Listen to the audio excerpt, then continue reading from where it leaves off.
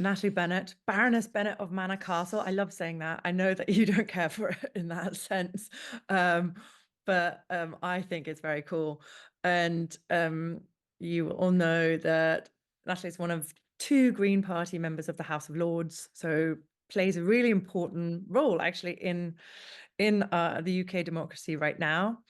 She was the leader of the Green Party in England and Wales for 4 years between 2012 and 2016, and really very successfully so, leading to a general election with more votes than before. And now we've got another benchmark that we should talk about.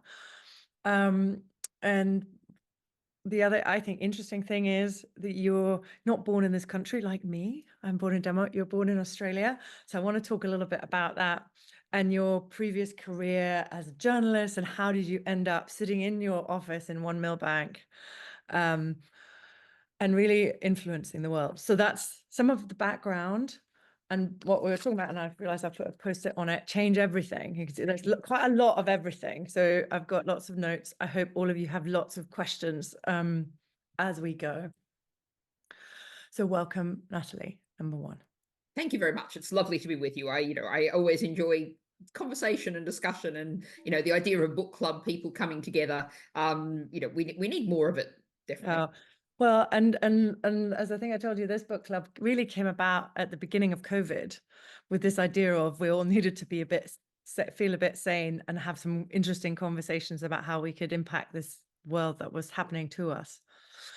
But if I can, I want to start with a little bit of your personal history, because whilst you're quite open on your website and so on, we still don't really know, a lot about it. So I don't know whether you obviously grew up near Sydney. Was it in Sydney, in suburban in Sydney? Sydney? So anyone who knows Sydney, it was Epping area. Oh, okay. The cultural highlights of the week were mowing the lawn and washing the car on Sunday. So yeah, not very political family then? No. And if there was any politics, definitely very different to my politics today. But mostly it was about money. It was the kind of household where what the house was worth this week was kind of a common topic of conversation. That's really interesting. Deep in the community, because I guess politics in a sense is taking care of a bigger community. Totally not. I mean, there was no sense of a community at all. It's one of the things that I guess I would say, one of the reasons why I left Australia. We're talking about houses on quarter-acre blocks, what you British would call bungalows, because they were mostly single story then. Most driveways would have 3 or 4 cars in them. No one would ever walk down the street except for children occasionally, but not very often. Basically, cars went in and out of driveways. Right. And there was no community, there was no involvement of people at all. Just didn't happen. Wow. And so so I'd be interested. Yeah, I want to know how that in a sense affected you, because you then did several degrees. And in the book you talk about sort of broad spectrum learning, and we'll come back to that more generally, but I couldn't think of, agricultural science, Asian Studies. science, and then mass comms. Explain that. How did you go from one to the other? Well, I mean, it started off the agricultural science degree. I came from a family where no one had ever been to university, and we didn't have any family, friends, connections. We didn't know anyone who'd been to university, and it was very much the era of push girls to do science. And I also had done some farm holidays as a teenager and had been very attracted to the idea of, big farm families, lovely sense of community, perhaps. So I thought I was going to, at age 17, I thought I was going to become a farm manager. And Wow. so I went and studied agricultural science, which was wildly unrealistic in lots of ways, but it was a product, I could see where the product came from. By the time I got to 3rd year, I was pretty fed up with the whole, I felt like the academic standard of what I was learning was very poor. So I went and did philosophy as a non-degree subject, which was a very radical thing for an ag science student to do. By the time I got to the end of ag science, I knew I wasn't going to be a farm manager. I didn't want to go and do a PhD, so I went and became a journalist, because that was a generalist thing. I was interested in everything, but that's also when I started the Asian studies degree. which was basically history and politics, which was really an attempt to educate myself. And then I went to Thailand, and I spent 5 years in Thailand, but I went there initially under Australian volunteers abroad, like the British VSO Yeah. system. Okay. And so I was technically a Thai civil servant for 2 years, worked for the National Commission on Women's Affairs. And I did a lot of United Nations work when I was there. And with the UN, then anyway, you would get paid more money for doing the same job if you had a master's degree or a higher degree. So that was one of the reasons why I started the degree in mass comm Oh, wow. through the University of Leicester. Although it was also the desire to sort of understand the industry I was in more. But that actually led me to writing a thesis on artificial intelligence, which, was 20 years ago, but I find it very useful now. We've got a huge amount of hype about so-called generative AI, so-called artificial intelligence. I'm happy to have a talk about further about Yes. if anyone would like to. But so I've done 3 theses in my life. That one, which was at least partly about artificial intelligence. The Asian studies one was about the female prime ministers of South Asia. And I was just talking to someone in the veterinary field about my first thesis, which was on abomasal bloat in goat kids. So it's a fairly varied academic background. uh, that is very varied. And I love you saying, oh, no, I didn't do the mass comms just for interest, but it was good to have a master's financially too. Very practical, I guess. But coming then to the UK and deciding to get involved in politics, that's not particularly practical. So why? Well, I mean, I'd always known that, I'd been a journalist for about 20 years then, and I finished up as editor of the Guardian Weekly, the international edition of the Guardian. Yeah. And I'd always known that somewhere around about that 20-year point, I would probably get out of journalism, because I'd seen a lot of people over my career. I mean, I mostly did international news. And so there gets to be a certain sameness. It's the drought followed by the famine, followed by the coup, followed by the war. And people tend to get either very depressed or very cynical, and just go through the motions. And so I always thought that I'd stop reporting the news and start trying to change the news.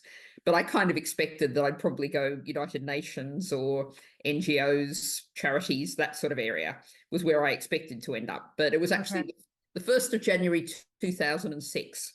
And yes, it was a New Year's resolution. I just stopped working nights at the Times. So, when you work nights, I didn't join things because you're just on a different schedule to the rest of the world. So it doesn't make much sense. 1st of January, finished working nights. Resolution, looking around the world and saying, I'm really not very happy at the state of the world. What am I going to do? I'm going to join something.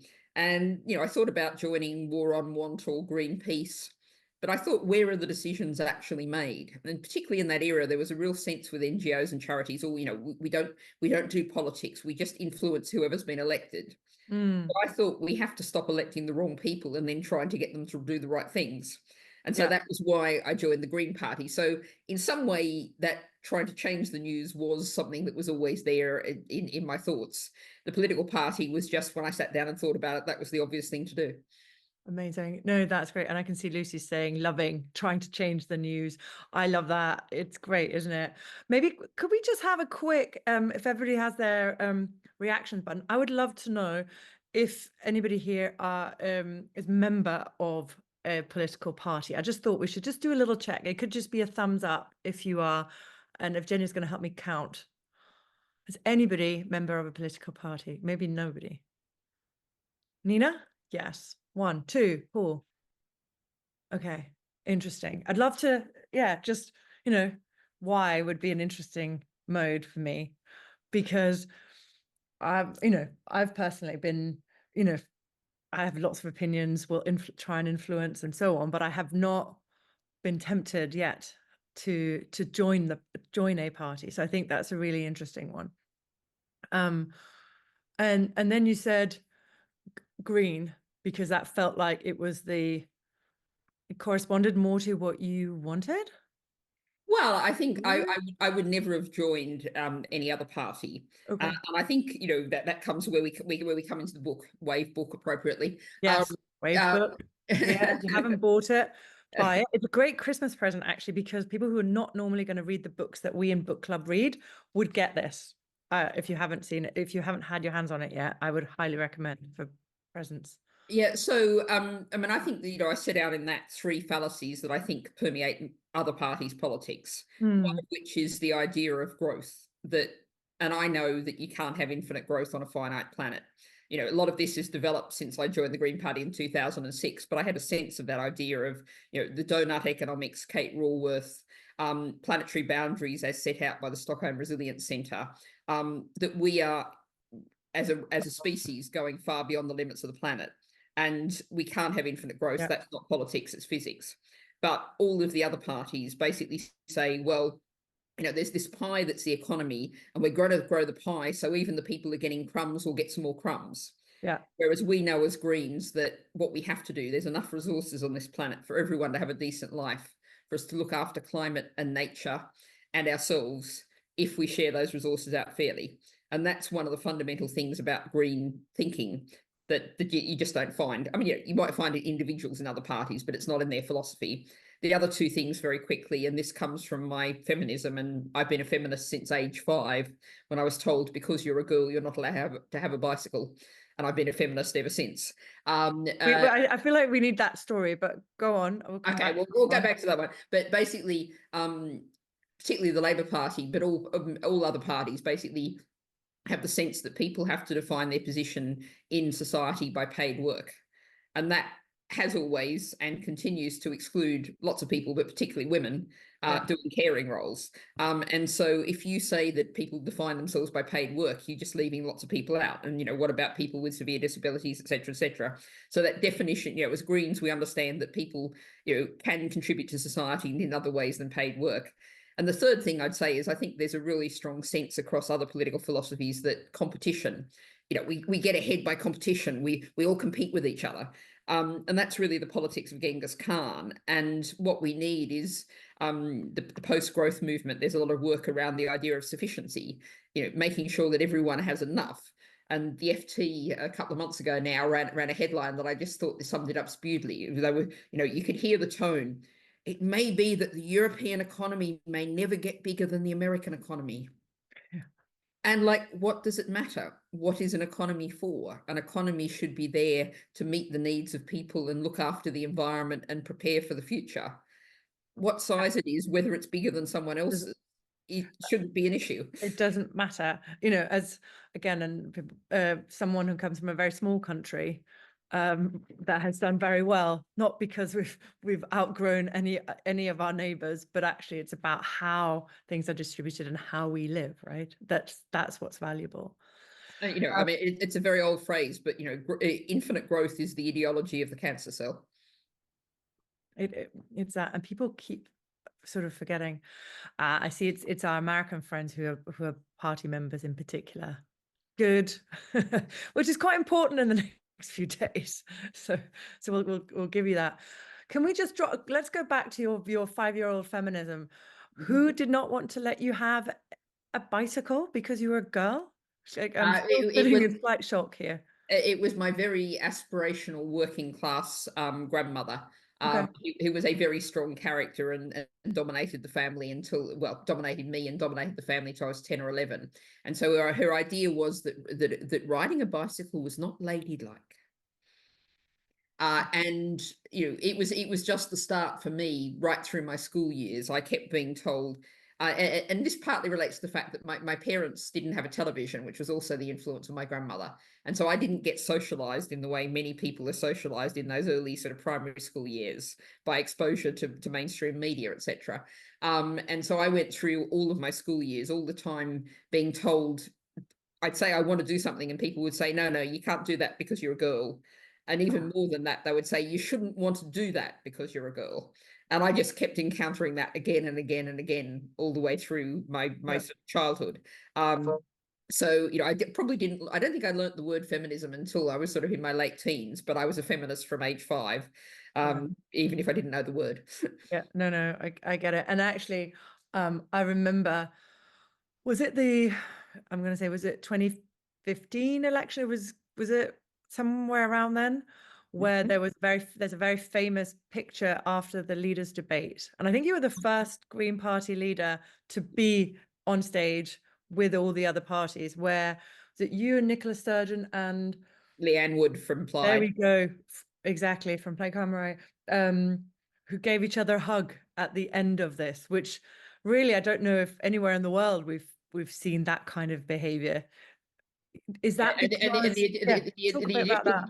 The additional thing to add on to that was that in the background was Nigel Farage looking a little lost on his own, and so I mean it was an honest, mostly unplanned arrangement.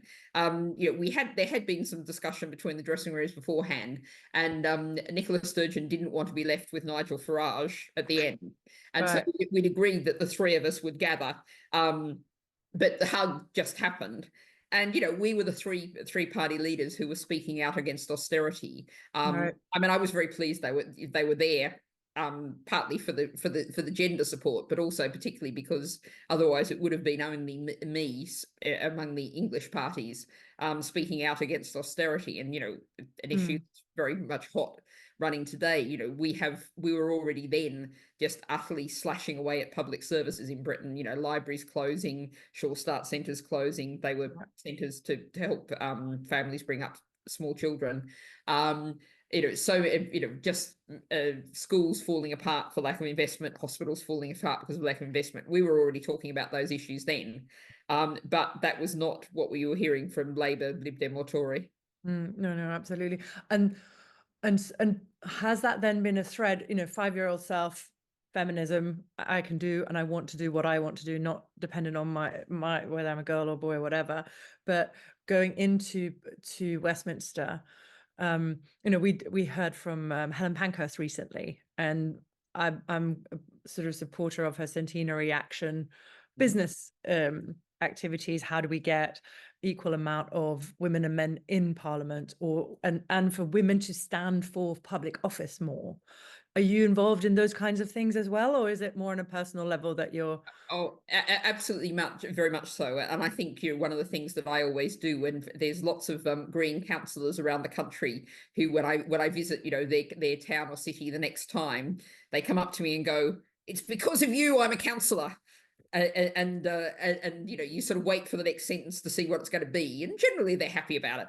But I meet particularly a woman who I think, and people from minoritized communities, people who are not the obvious person that people will immediately think of. You're going to be a councillor or you're going to be an MP, and say, have you thought about standing? And actually going back a long way now, it must have been about 2000 and maybe it was 2008, 9, 11, something like that. I wanted to make sure that we had plenty of Green Party women standing for our list, for the London Assembly list. Yeah. And so I basically assembled a whole lot of women together and said, right, okay, what we're going to do is, we're technically running against each other, but we're basically going to have an enormous long group of women who are all supporting each other. We all signed each other's nomination papers. We all, agreed to support each other at hustings. If someone was having a bit of a rough time, we'd all gather around them and support them, etc.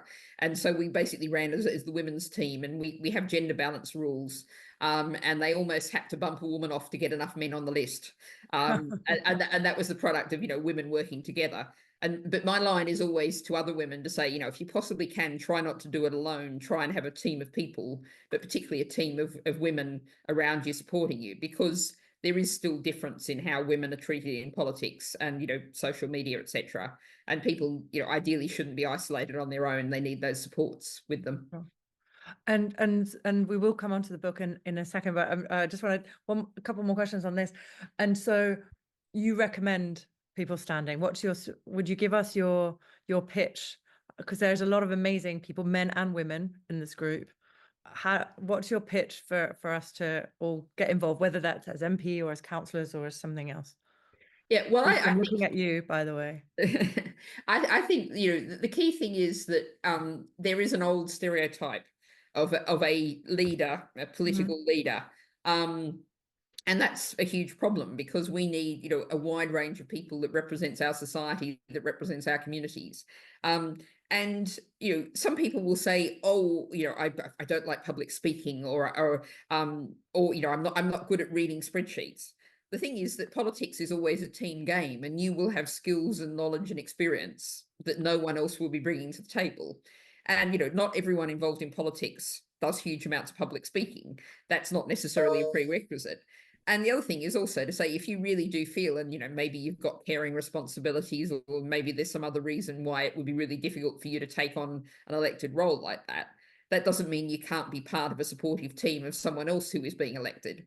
Right. So if you've got a group of 6 women in a community, let's say a small town, 6 women get together and say, well, we really don't like how things are being run here, we'd like to change it. Maybe 2 or 3 of them stand, but the others can also do really important roles supporting. At the sort of extreme end, Caroline Lucas, who was the first Green MP, who's just stood down, she was elected onto Oxfordshire County Council, one of the first ever elected Greens, and she had a 6-month-old baby. Wow. And I've heard her tell the story often. There was a whole team of women, some of who, it was before councils provided babysitting or anything like that. So some of them babysat for her when she went to council meetings. Some of them would just, put a casserole in the fridge on Thursday, so that she didn't have to worry about meals on council nights or whatever. And so there was a whole group of people behind that one woman who was actually the elected person. Amazing. So hopefully that's inspired certain people around this room to think about getting more involved.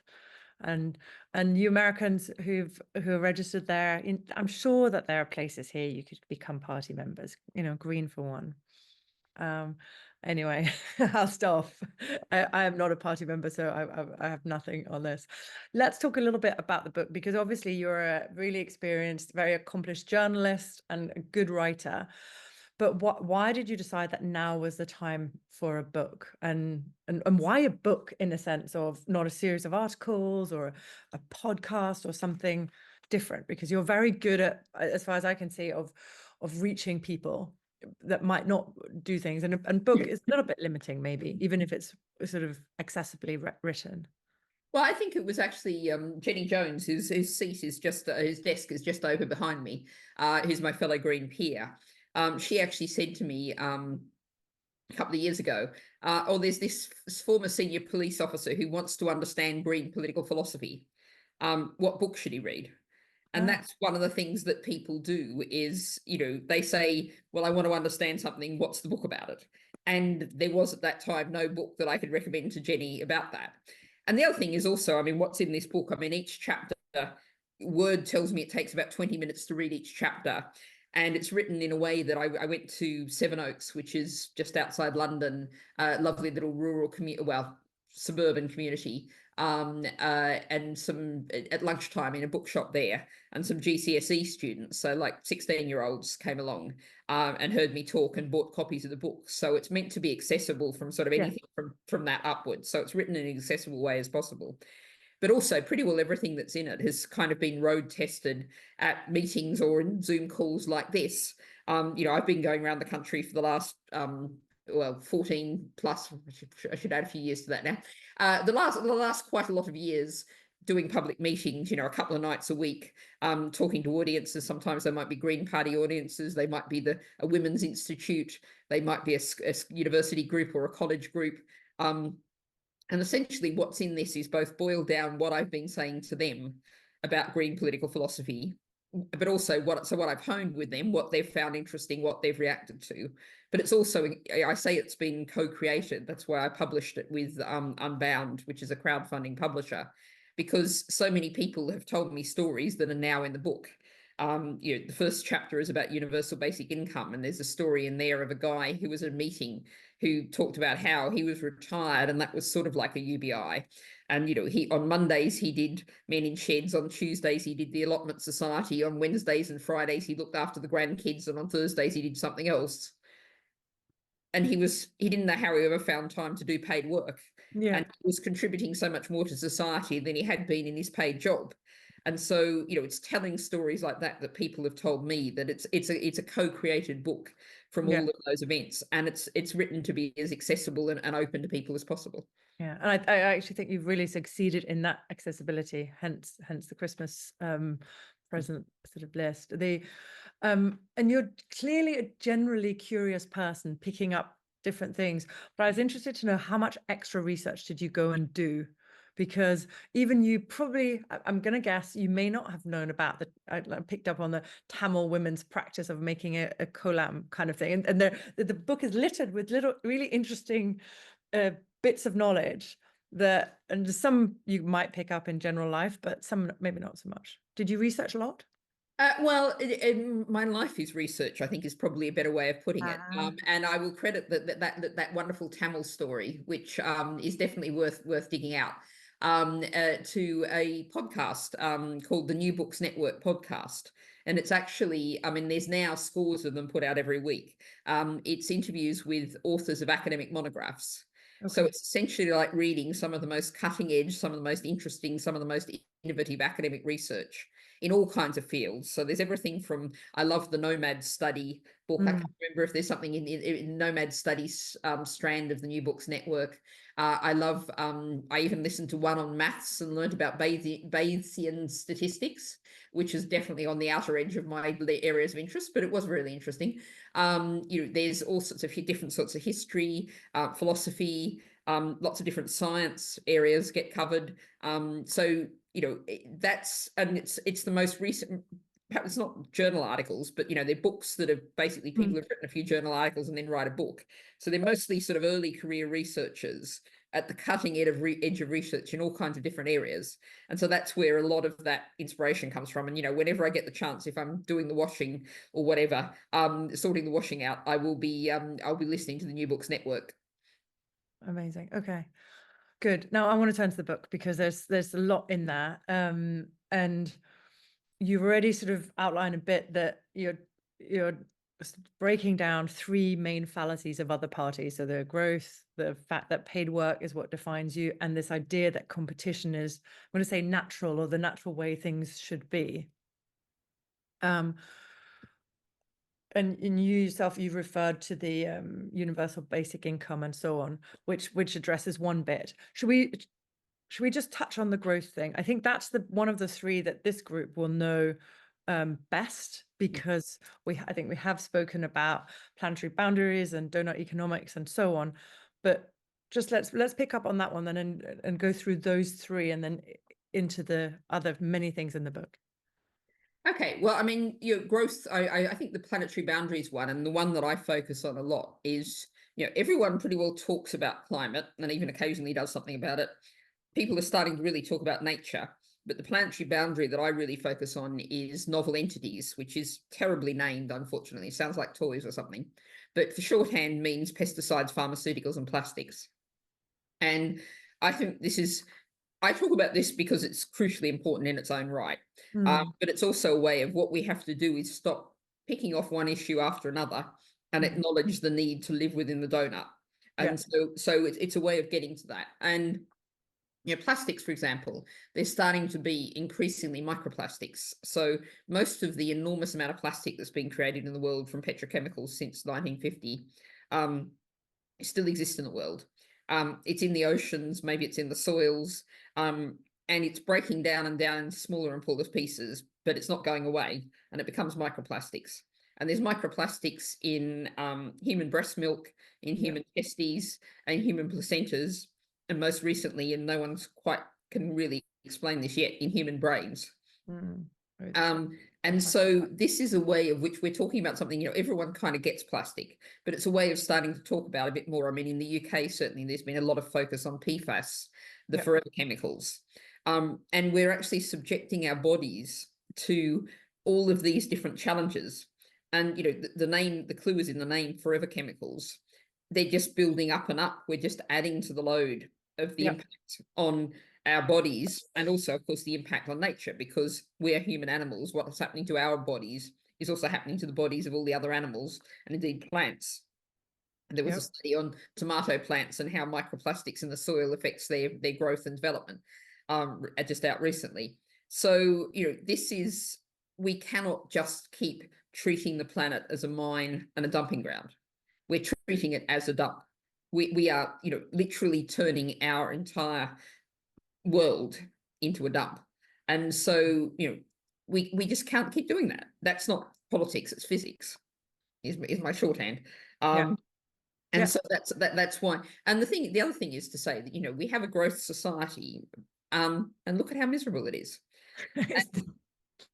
Whereas, it would be really difficult. Run a little thought experiment. Imagine we'd all created these wonderful societies where everyone who wanted it had a secure, well-paying job, education was free, social care was readily available for everyone who needed it, everyone had a warm, comfortable, affordable to heat home.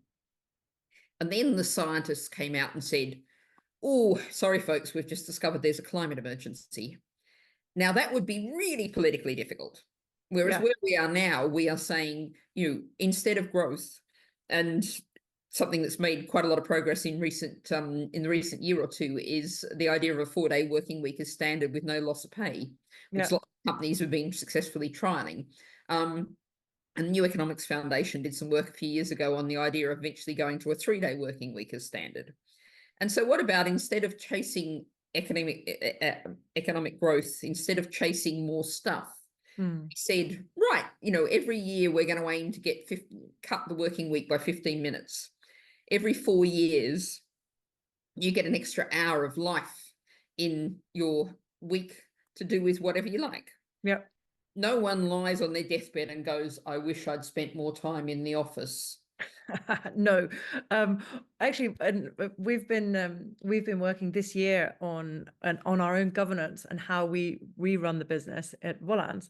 And one of the principles at the core of that is, how do you have organizations that are aligned with life? So both, we're working for systemic change, that's what we do, but also the lives of the people in the business. And it doesn't matter how old you are, life and work always seems to be quite inconvenient to each other, or especially to major life changes, whether that's a holiday or a marriage or a pregnancy or sickness or whatever. So how do we start working more cyclically, I guess, as nature, acknowledging that we can't always be on form, and having enough space in our little system of a company to allow for people to kind of breathe and let life step in. And if you think about it, people often say, oh, change, change is really difficult. But actually, we went through a massive change with the rise of neoliberalism, Margaret Thatcher in the UK, Reagan in the States. And we went from an general assumption that basically men usually would earn a family wage, earn enough money to support a wife and a couple of kids. And so the wife would, in this model, be doing a huge amount of the life administration, the sorting out, that was their job of being a wife, was sorting lots of that stuff out for the husband. And then we've got to the neoliberal age where, 2 salaries is very often not enough to buy a house in London or New York or wherever. And so, and then, also you think about what's changed a lot. You used to be able to walk into a bank and say, I've got a problem, can you sort it out for me? And the bank teller would sort it out for you. Now it's all down to you there fighting away on the internet, or fighting away with the with the so-called AI, bot that's not answering your questions on the phone or whatever. So lots of effort has been put onto, in a sense, what everyone has to do has been doubled as workers. And the companies have actually unloaded huge amounts of what they used to do for their customers. They've unloaded onto the customers. Yes. So that burden of unpaid work. And I guess that leads us into universal basic income. So this is the idea that you get a payment every week to meet your basic needs. And where I started from this was the idea, was actually an exhibition on human rights at the British Library in about 2008, or maybe it was a bit earlier, around about then anyway. And we all accept the human right to life, but we don't actually guarantee that people will have food, people will have warm clothing for winter, people will have a roof over their heads. In the UK context, with 0 hours contracts, a minimum wage that doesn't meet people's needs, benefit sanctions. I mean, I know in America, it's a figure that shocks lots of people. 1 in 7 Americans are dependent on food stamps. But it's not enough, and you can't get healthy food with it, and all of those kind of problems. And so let's guarantee people have the basics to live. That surely should be a human right. And it's a logical end of a human right development. But also, what I've increasingly evolved towards is thinking much more broadly than that, because a UBI society would be a very different society, because most of us now, it's a boss tells us how to spend our time, energy, and talents. And in the old Soviet model system, the state told you how to spend time, energy, and talents. And we all know both of those things are wildly inefficient. Whereas what about if you have a society where individuals decide for themselves how to spend their time, energy, and talents? And that's what UBI does. And, people ask me what's bad about UBI. And yes, you would get lots of bad poetry written in a UBI. or bad bread baked. But bad poetry has a really low carbon footprint. So you don't even have to print it because no one wants to read it. And if you spent a few years trying to write poetry and no one was interested, you'd probably give up and go and do something else. But you'd also, more seriously, get brilliant poetry written and music composed and all of those other wonderful creative things for people who are now stuck in horrible call centers, those kind of call centers where every call has to be answered in 56 seconds and they're timed when they go to the loo. And we all then have to ring up those call centers and endure the misery from the other end. What we're doing now is profoundly inefficient and it's profoundly wasteful of people's talents. And, think about, let's say a young woman with a couple of children, single mum, has a great idea for a small business. You've got to be really, really brave, really take risks. Many small businesses failed, income is uncertain in the early years. You've got to feed your kids, you've got to keep a roof over their head. You probably don't start that small business, even if it's a brilliant idea that could do amazing, creative, interesting things, because it's all structured to make that really, really difficult. Whereas if you decide for yourself how to spend your time, energy, and talents, we're creating a really different society. Yeah. And so that leads to the last, or the third fallacy, as you said. But for me, they're really linked in the sense that when I think about the downsides to UBI, it's about not trusting people and seeing that people are going to behave much worse, not just bad poetry, but it's going to be lazy and all this stuff is going to happen. And your third fallacy around competition is also about how we see human nature, I guess. And so, yeah, go on. Well, I was going to say, one of the interesting things is there's been lots of trials of UBI. And what they've generally found is that people use the UBI to do things like the one in Canada, people got their teeth fixed. And then they were able to go and get a job because they weren't in pain and they weren't embarrassed about, what their mouth looked like. People got again, the Canadian example, people got good winter clothing. And so they were able to go out in winter, whereas previously they just had to stay inside because they weren't dressed for the weather. And they've just been a trial, which is, we haven't got the formal results yet, but they've trialed it with care leavers in Wales. And some of the anecdotal reports I've heard from that is some of those care leavers, they actually left their minimum wage jobs that were sort of dead end, considered low skilled jobs, and went and got apprenticeships. Which paid much less than the low wage jobs had. There's another whole argument issue there, but park that one for the moment. But they said, we want to contribute, we want to learn skills, we want to be able to do this. But currently, if you didn't have the UBI, they just wouldn't be in a position to do it. Yeah. And, daytime television is really terrible. And possibly this is a slightly old-fashioned stereotype now, but the old-fashioned stereotype of the depressed, unemployed person sitting staring at daytime television, that's what a system that beats people down, that tells them you've got to spend 36 hours a week applying for jobs, even if you're not going to get any of them. It beats people down to the point where they're not able to do anything. I was in the East End of Glasgow, a wonderful organisation called Gal Gale, which uses woodwork and trains in woodwork people with mental health and drug and alcohol problems. And what they said to me was, East End of Glasgow, everyone said, oh, there's a shortage of paid work, which there is, but there's no shortage of things that need doing. And what they were saying was, we want a UBI so we can just go ahead and do this work at this workshop, train these people, help them get back on their feet. They can spend the time getting properly back on their feet. Yeah. And they can go and do something else. Exactly. But at the moment, the whole system stops us doing that. Yeah, because that's the other part to it, right? And that's, I see Lucy, who's, I think you're the only person in Scotland right now who's, I'm not sure. Paul is also in Scotland. But the support for inspiring and activating new entrepreneurs is a really important part of the model. Exactly that, right? having that support. And I guess I saw Nina's put a question up around growth, and I just want to jump back to that because I think it's really interesting. When we talk about growth, no growth, why does it feel like heresy or something bad to also talk about no growth of population? Well, I think one of the things to say about population, first of all, is that if you think about the human ecological impact, it's the number of people multiplied by their consumption levels. That's a very basic equation that tells you what's our impact.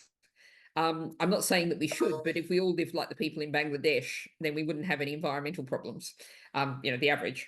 And so, you take the UK, for example, where we're consuming the resources, our share of 3 planets every year. The US, it's about 4 planets every year. We're not going to reduce the population of the UK by 2/3. What matters is that everybody lives in one planet living framework. But the other thing to say about population is a lot of the sort of debate and the discussion around this is actually wildly outdated, because birth rates around the world are actually falling off a cliff. Coming down, yeah. Britain's birth rate currently is 1.5 child per woman. I think the last one I saw for South Korea was 0.9 child per woman. Italy, something similar to that.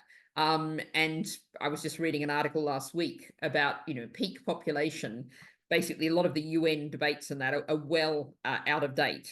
And there's some people saying that even the peak global population could be as early as 2054. And after that, it is going to fall off a cliff. And actually, we need to change our thinking around this very fundamentally. Human resources are a scarce resource, just like all of the other sort of physical resources we often think about. Human time, energy, and talents, and that's one of the arguments for UBI, is a scarce resource that we have to use well. I just put a little clip out about, people talk about a just transition. We have to stop doing the things that, digging up fossil fuels, producing polluting chemicals, etc. But there's no shortage of things that do need doing, and we've got to make sure we retrain, support the individuals and the communities that rely on the damaging things to transition to the things we actually need doing. Exactly. We need those things to be done, and we don't have enough people. UK, US, everywhere globally, there's an enormous shortage of medical professionals. There's an enormous shortage of people doing paid care around the world. There's no shortage of things that need doing. We've got to use the human resource as well. Yeah, it's almost like taking a step back and going, what is it we want, which is what you've done in the book, and then how do we distribute the resources, the time, and set ourselves up so we can do that.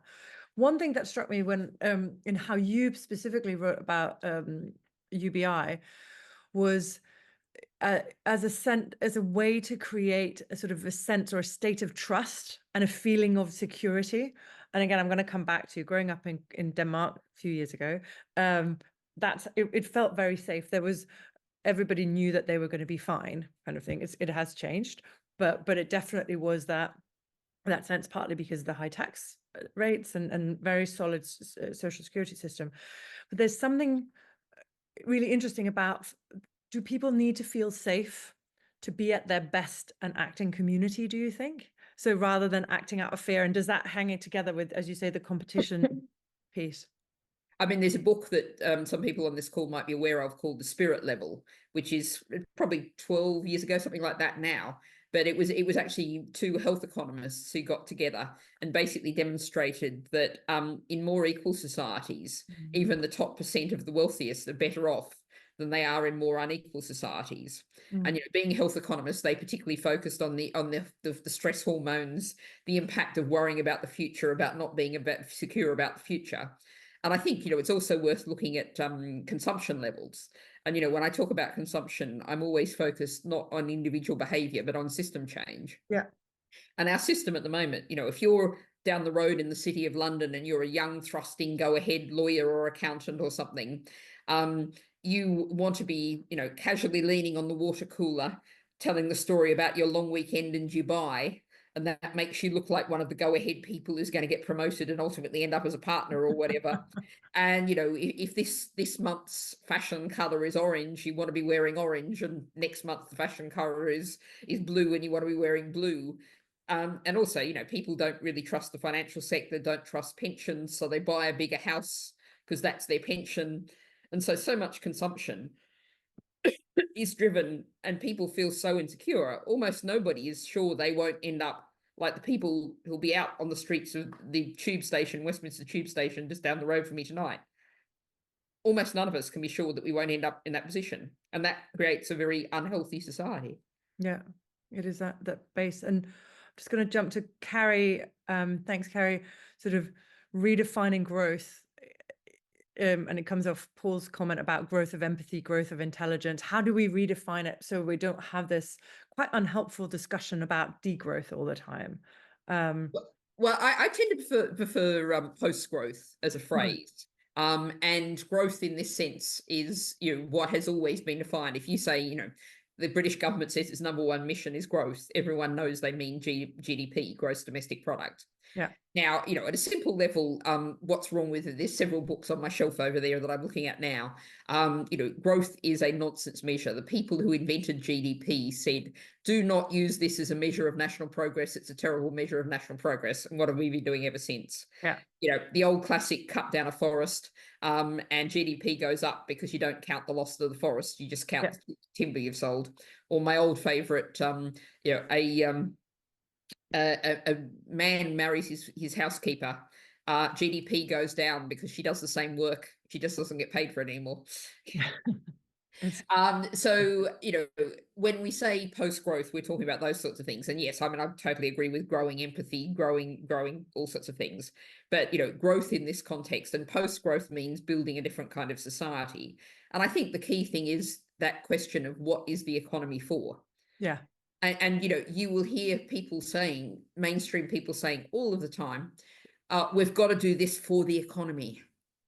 People have to work harder for the economy. Oh, I had a terrifying one that will take us into different. It was somebody who's helping to rewrite the curriculum for school students. And it was like it had to be for the individual, for the country, and then for the global economy. Those were the three criteria by which pupils should learn. And I was thinking, for the what? How do you get that? And I think you're right.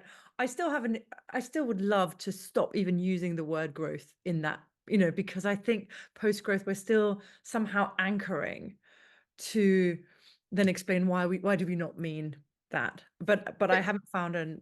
Well, I think you can easily invent lots of different words, but the problem is, you have to shoot down that growth imperative. You have to take on that growth imperative, because that is literally what describes everything. And, a practical example of how this is done, I talk a lot here in this place about the dictatorship of the Treasury.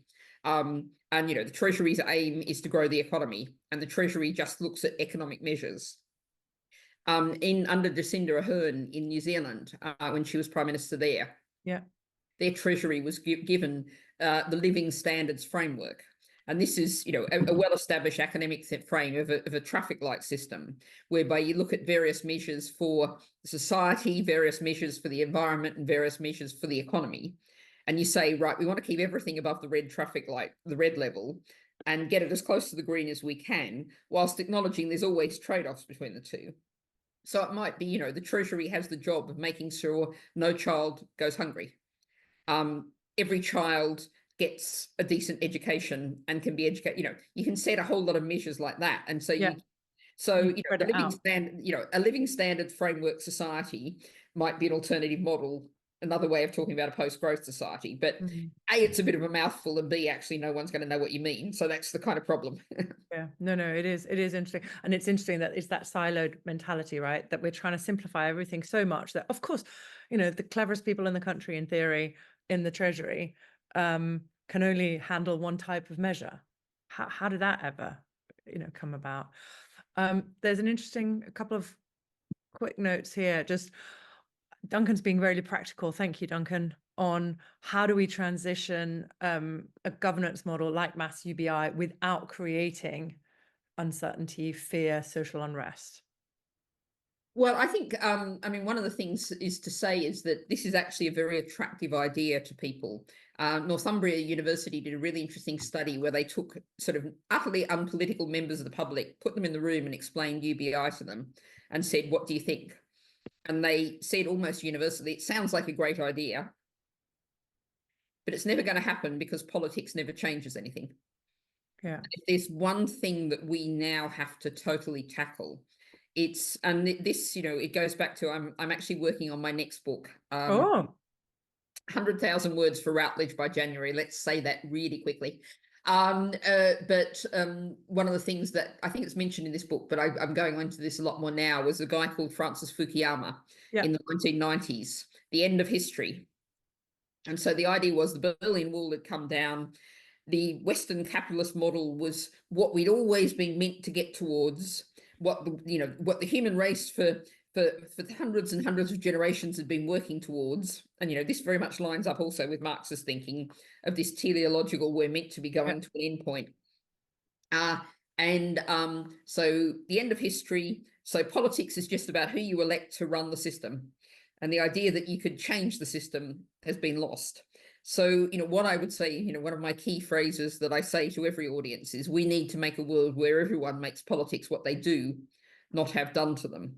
Yes. And we have to restore to people the idea that change happens all the time. And one of my lines of hope is that I know where we are now is profoundly unstable economically, environmentally, politically, socially, educationally.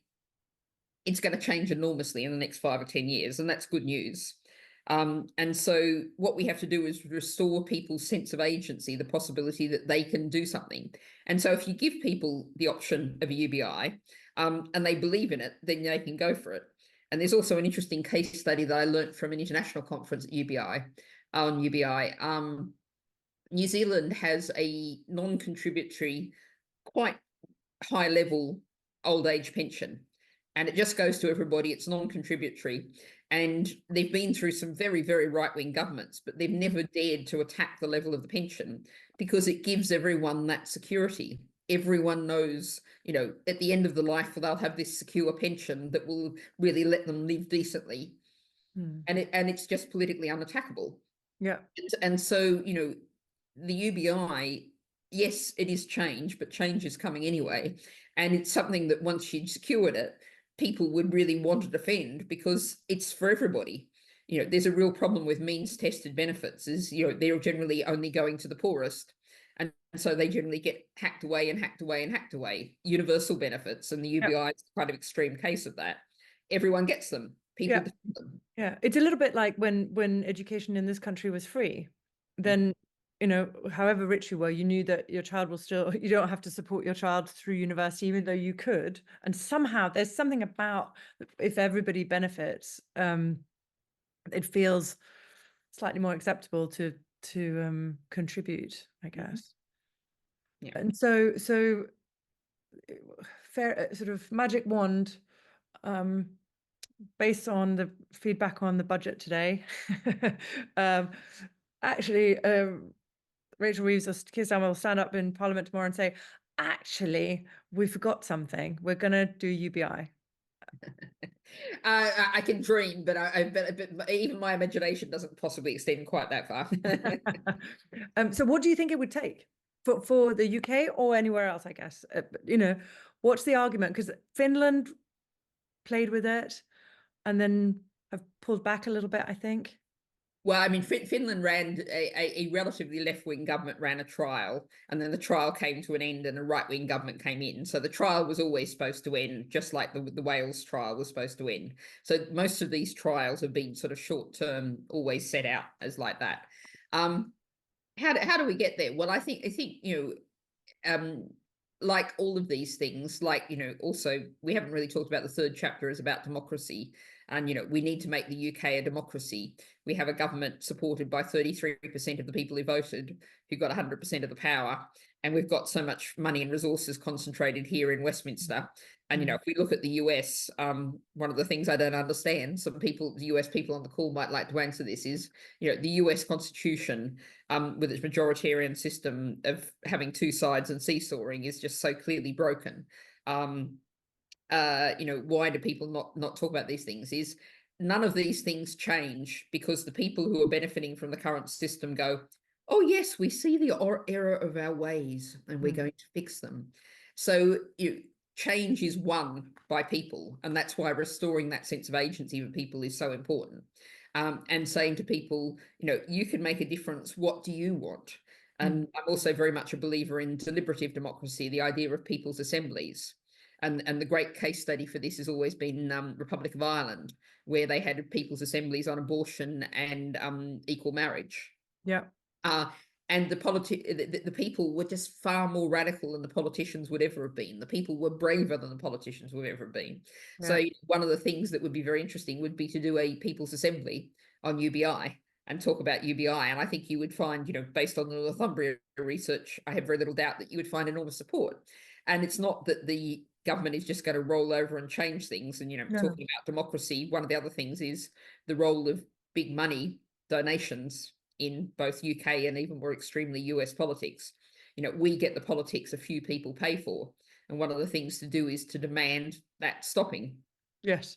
And that's actually something that's very easy to win. I mean, I put down an amendment to our last elections bill saying no one can donate more than £1,000 to a campaign or political party. I didn't get much support for it from parties that take very large donations from other sources, but nonetheless, if the people said we want big money out of politics. Yeah.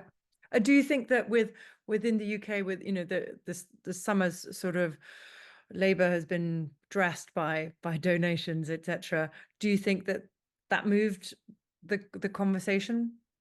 I think there's a real growing and this is right across the political spectrum, and you'll find this in the far right, and in Trump astonishingly rails against the power of the big corporations, and that's a significant part of his appeal. So you will find right across and growing all the time, but the problem is to translate this not into cynicism, not into they're all the same, but to say it doesn't have to be like this.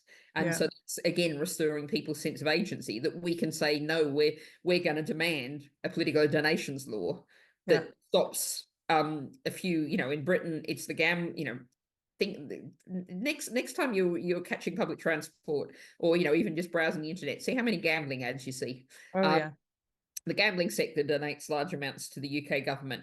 The property development sector donates. The financial sector donates large amounts. The oil and gas companies donate large amounts. Who pays for our politics? And you put a focus group of 100 people in a room and explain that to them, and they'll be absolutely horrified. No, absolutely.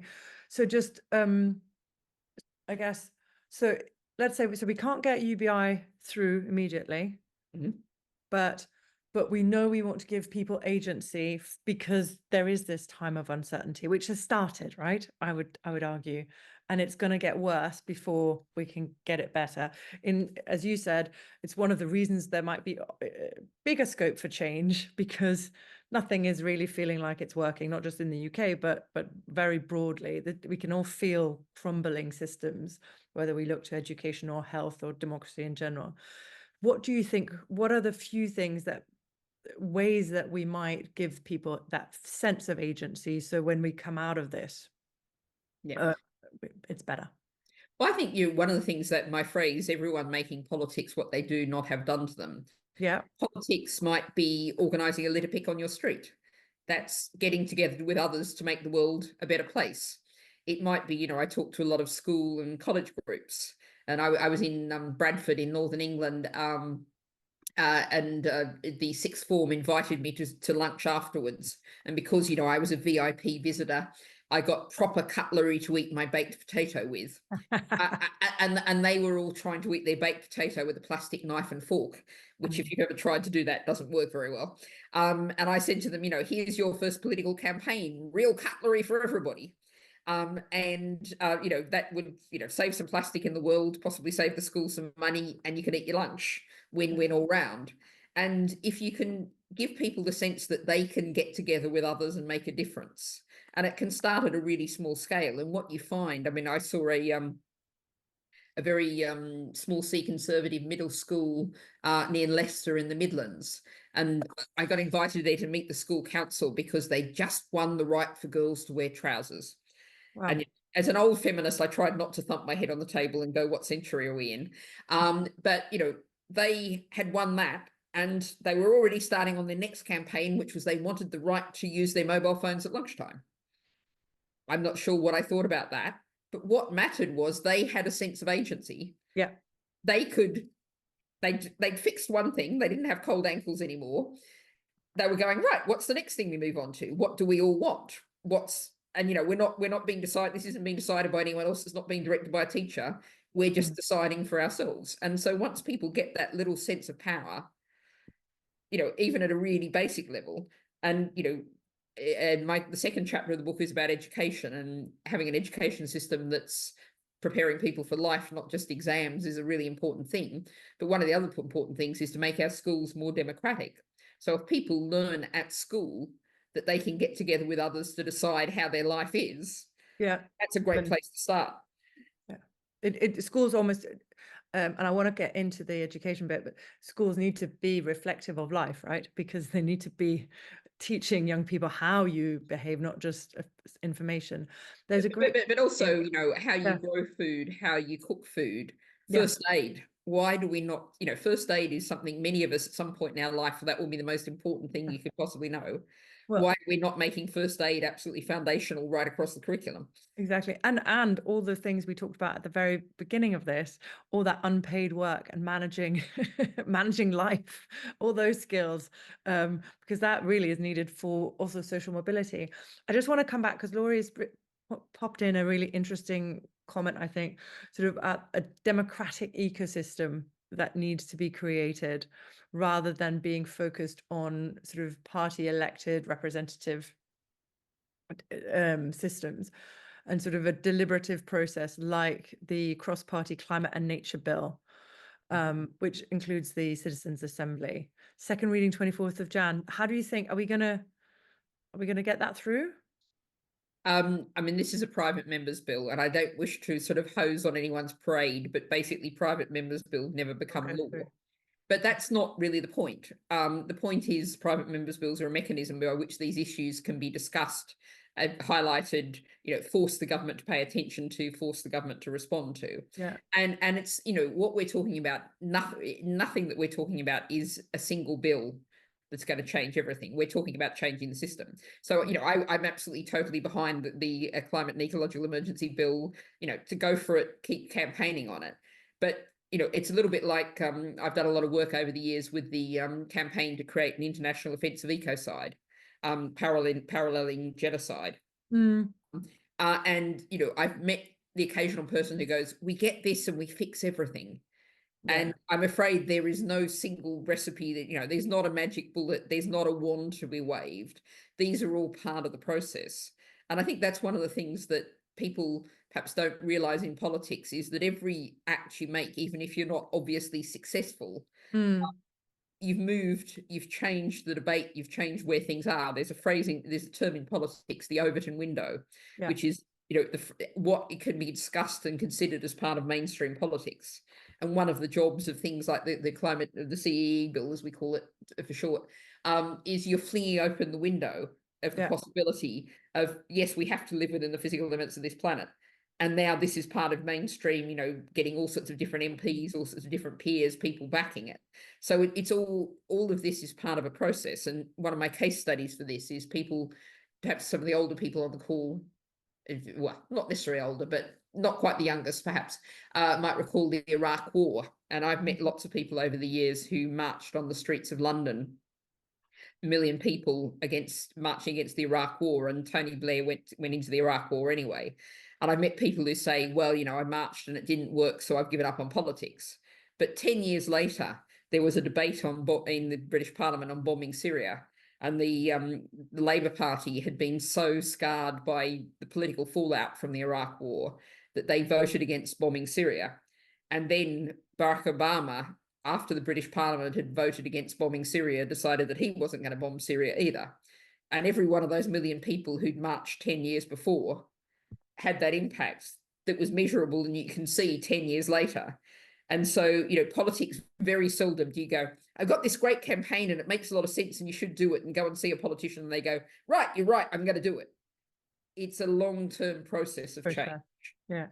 And so that leads into a question I had, which was, where does sort of more radical activism, I guess, fit in? So, so the Windsor Great Parks, Extinction Rebellion, I'm about to say manifesto. It's not called a manifesto, happening, where their main objective, what they want, is a citizens' assembly on climate and nature. Is that, that's not marching, it's a little bit further than that. How far do you think is needed in this mix of moving the Overton window, getting action? Well, I mean, the Green Party has always believed in non-violent direct action as being an essential part and a step where, when you can't, you've tried the other mechanisms and they haven't worked, you need to go further. Non-violent, obviously, but, direct action. And I've seen this work again and again. Some people might recall there was a big row in the Yorkshire city of Sheffield about the street trees. And this private company that was planning to cut down half the street trees in the city.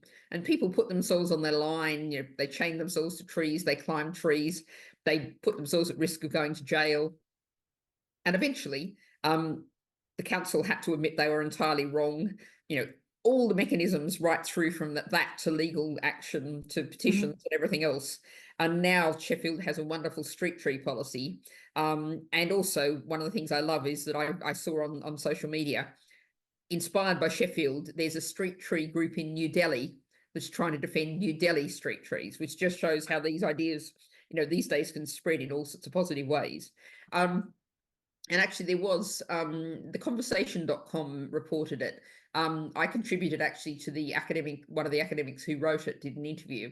There was actually some research, trying to actually quantify what impact things like Extinction Rebellion are having, and they shift the debate. And, if you think about fracking in the UK, Scotland and Wales have long banned fracking. England has a moratorium. And, I stood in a lot of anti-fracking camps. I supported people who chained themselves to pipes buried in the ground, all sorts of stuff like that. And it won. And, they were clearly right. Yeah. And the government was wrong. And so when people are prepared to do that kind of thing, it's a real sign that things are heading in the wrong direction. No, absolutely. And I guess Duncan's got an interesting question. Natalie, given your experience thus far, how much longer will it take to get the masses to have the same vision and to move politics to consensus rather than us and them? Well, and can I add one to that before you answer? Yeah. I want to just, if Duncan, I hope you don't mind. And how much do we need to move media and the creative industries to do that? So not just journalists. Okay, well, first of all, theory of political change. Political change doesn't happen slowly and gradually. It happens in big jumps. And the last real change in Britain and the US was the election of Margaret Thatcher, the election of Ronald Reagan. In the UK context, Blair was the child of Thatcher. Cameron was the child of Blair. We'll just park Boris Johnson off to the side, but Sir Keir Starmer is the child of Blair. And so for 40 years, nothing really has changed about what's been seen as mainstream politics. If you go before that, there was 40 years of a social democratic consensus when even the Tories, the Conservatives, believed in state ownership of coal mines and car factories and railways. You had the family wage that, a postman in London could support a wife and a couple of kids and buy a house. So you had 40 years of that being political norm. We've had 40 years of neoliberalism. We're now in the breakdown phase of neoliberalism, and we're going to create something new. And, I was in Cheltenham at a Green Party meeting last night in the southwest of England. And, I was saying to them, the neoliberals were in rooms like this. We were, well, possibly slightly posher rooms, but we were in a room under a pub beside the train station. And, talking about all the things I'm talking about to you now. And they were writing books and they were writing pamphlets and they were campaigning. And, Ayn Rand, Hayek, they were this fringe out there thing. Yeah. And then they took over. Yeah. And, we are now, I'm quoting Gramsci here, or paraphrasing anyway, You know, when the old is dying and the new is yet to be born, there's lots of toxic things in the interregnum. I might say Donald Trump might fit to that category rather well. But we're going to see a massive change in the next 5 or 10 years. And centrist politics is dead, because centrist politics means leaving things much as they are now. And that's clearly unviable. The public get that's unviable. So it's either going to go our way, Greens or people like us saying there's enough resources on this planet for everyone to have a decent life if we share them out fairly, or you've got the far right going, oh, it's a difficult, dangerous world. We've got to grab what we can for us and ours and shove those others away, whoever those others are, build walls to keep them out. Those are the two competing politics for the future. Now, how do I know which one's going to win? I don't, because history is not pre-written. History is made by the actions of people. And I'm going to recommend another book, which is The Dawn of Everything, by David Graeber, who was the philosopher of the New York Occupy movement, and David Winsome. 300,000 years of human history. We have lived on this planet all kind of amazing, different, sometimes it looks really astonishing kind of ways. Human societies have made choices about how to live. So the idea, you know, the idea of the end of history and we're all just going to live this one way, is both clearly nonsense, but it's also deeply dangerous, because one of the things we know about, my next book talks about this, and we know about ecosystems, is that diversity produces strong, resilient ecosystems. Exactly. If you look around the world now, I mean, I mentioned in the book, I travel a fair bit in continental Europe, and, you know, there's certain sort of posh inner city coffee shop. Yeah. It's a look. And, you know, I was looking at an article, and, you know, the same sort of thing in Japan, the same sort of thing in Lagos, the same sort of thing. They all look the same. You know, there might be some minor local variations, but there's a look. And, you know, that's just a symbolic, a visual representation of the way in which we've got a dangerously undiverse human culture. There's less diversity in human culture now than there's been in hundreds of thousands of years. And so we've got to restore that diversity. Exactly. And we can't sustain, right? That's the whole point. Sustaining, nature doesn't just sustain, it breaks things down and starts again and allows flourishing in that way. And unless we go that way, I think really interesting. And yeah, to your point, it's a little bit like the time to be moderate, as you say, or centrist is over. And some of us, I know I'm one of them, I have to kind of grab myself, because I quite like being moderate and sensible and so on. And you have to pick either way, because otherwise you are trying to sustain something that isn't working. Well, I think, you know, I'll pick up the word sensible, because actually one of the subtitle of this book, you know, it changed along the way. Yes. It had the word common sense in it. And, you know, the fact that you can't have infinite growth on a finite planet is an absolute statement of pure common sense. The fact that growth is not delivered decent, healthy societies is just a statement of the obvious. I mean, you know, in the UK, 5-year-olds now are shorter than they were a few years ago. And that's a product of poverty and ultra-processed foods. There's quite a lot in the book about food. And, you know, our food system is totally broken. More than 50% of calories in the UK, and I'm sure it's worse in the US, come from ultra-processed foods. And they are literally killing us. Yeah. Carrie, I see you put in a note a couple of minutes ago on tipping point for ideas. Do you want to just expand a bit on that verbally? Is that all right? Happy to. Maybe I misunderstood the Sure you didn't. Brilliant. Well, but I guess this was just thinking about the description, Natalie, of the way you were talking about how these changes come over the long term, and they start and it feels like it's very mycelial and nobody feels like there's progress being made, but then all of a sudden there's this dramatic changeover. So that's what I heard and what you were describing about the reason to persist and have a perspective. Yeah, no, very much so. I mean, another metaphor I often think of is, you know, a growing wave. And if you watch a tsunami from the shore, you can't see much, but then as it approaches the shore, it just grows and grows and grows. Yeah, no, that makes complete sense. I'm saying, and what's Paul saying? Or perhaps a contemporary form of rapid political change is also destined to collapse. Yes. Well, I think if you take the, the wave metaphor, it stirs things up. Mm. And if you look right across the political spectrum, the desire to stir things up is very strong.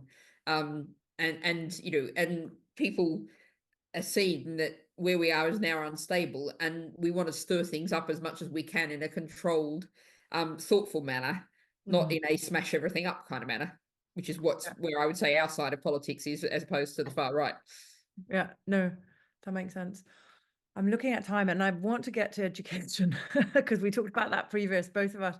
I'm obsessed with this, that we have to change the system, because right now, as far as I can see, we're systematically helping children unlearn things they knew in the first place. And as you say, they're learning for exams when they should be learning for life.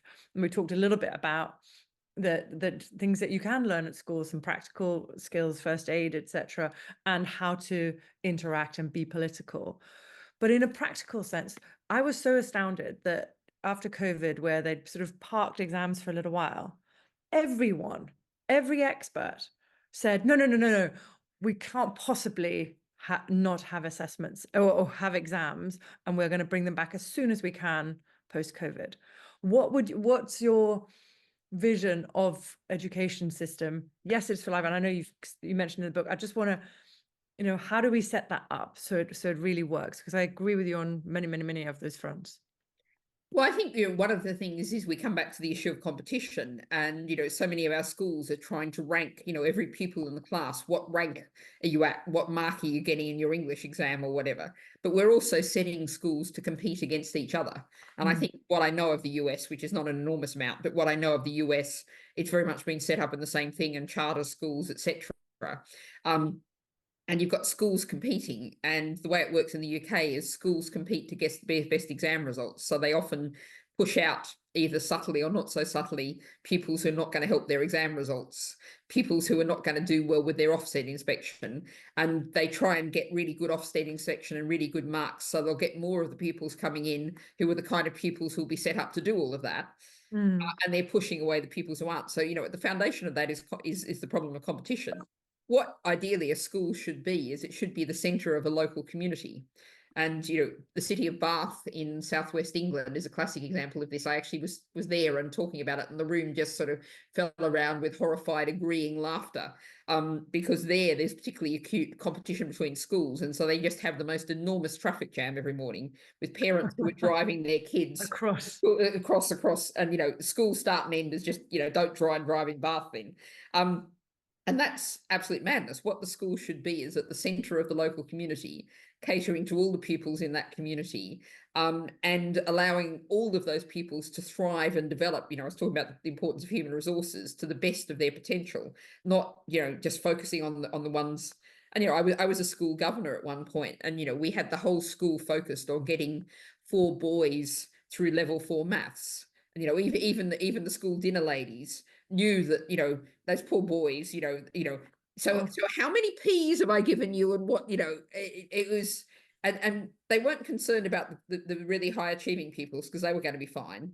And the ones who were never going to get the marks, everyone stopped worrying about them because they were never going to get the marks anyway.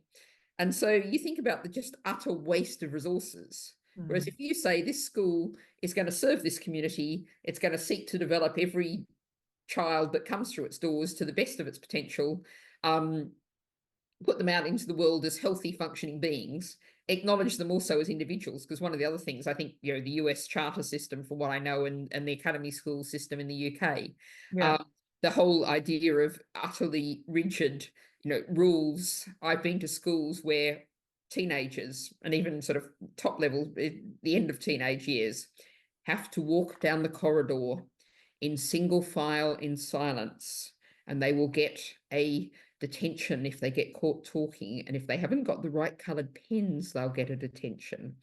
And I was talking about this. I held a debate in the House of Lords on this, and I had so many people contact me saying, school just destroyed my child's mental health. That is an environment which is it's profoundly harmful to some people, but I think it's harmful to everyone who has to endure it. And so schools should not be a place that, well, the child's done really well, they've survived the experience. It has no, broken them. Isn't that great? No, it's not. no, not at all. And again, it comes back to what are they for, right? Are they for, as you say, doing the best you can, knowing that we need diverse talents and interest and so on, and not everybody will learn in a certain way, will want to be academic. And quite frankly, we can't, what would we do if everybody was just poets or philosophy PhDs or whatever?